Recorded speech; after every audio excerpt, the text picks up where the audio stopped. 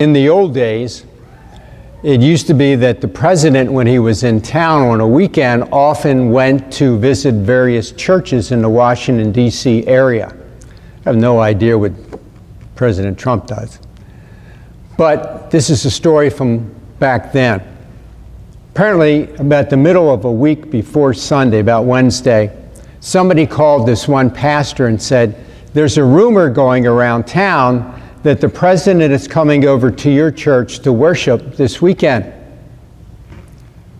The pastor replied, "I don't know what plans the president has, but I know Jesus is going to be with us this weekend." And that's what we hear at the end of today's gospel reading, isn't it? Where two or three are gathered together in my name, there am I in the midst of them. At the very end of this gospel, Jesus says that he will be with his disciples for all times, even until the end of the world.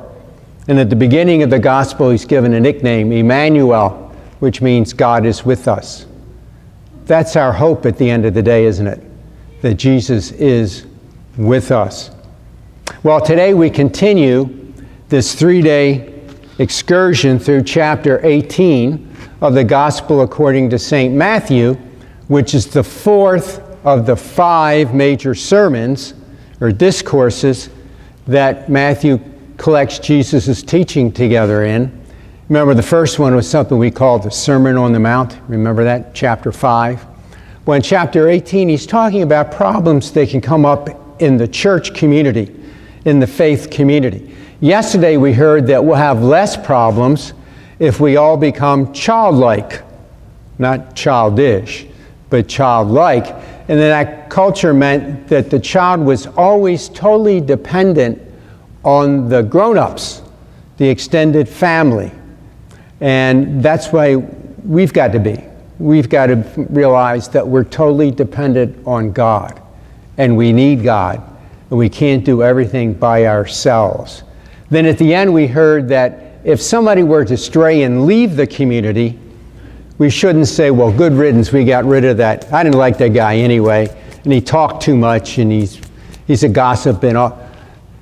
Remember, he does the parable of leaving the 99 sheep in the wilderness and go after the one that had left and bringing that one back. And that's what he wants his church to do.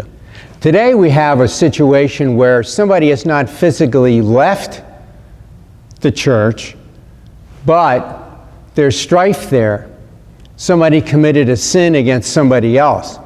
And so Jesus gives some advice about how to handle that. I've come to realize over the years as I've studied the Gospels more and more that Jesus was the greatest psychologist that ever lived. He was also the greatest management. I was in management. I have 2 management master's degrees, and I studied Stephen Covey and Deming and all these people. They don't hold a candle to Jesus. Jesus knows how things are supposed to be done.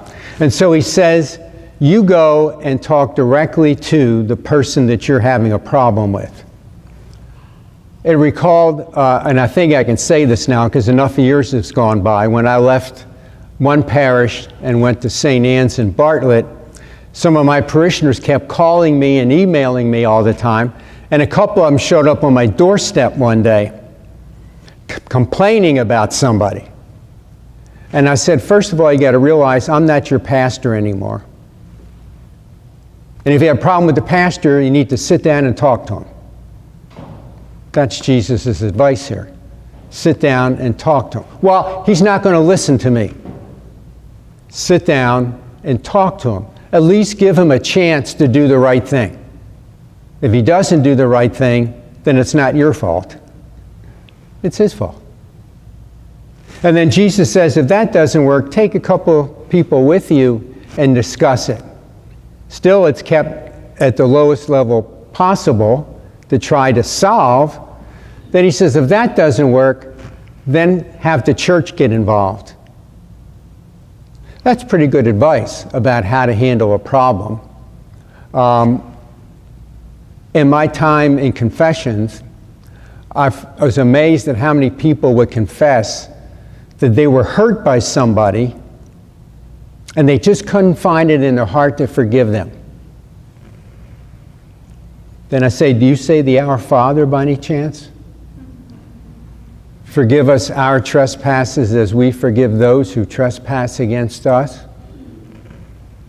It's so hard. It says it is. But Jesus didn't say everything was going to be a bed of roses, and besides, roses have thorns, don't they? But that's what we've got to do. And he reminds the church that whatever they decide as a church is binding on earth and in heaven, and that he will be with us always. Great advice for us in solving problems within our church, our parish, our school. Great advice on the interpersonal level of how to deal with problems. And very good advice about how to deal with our country.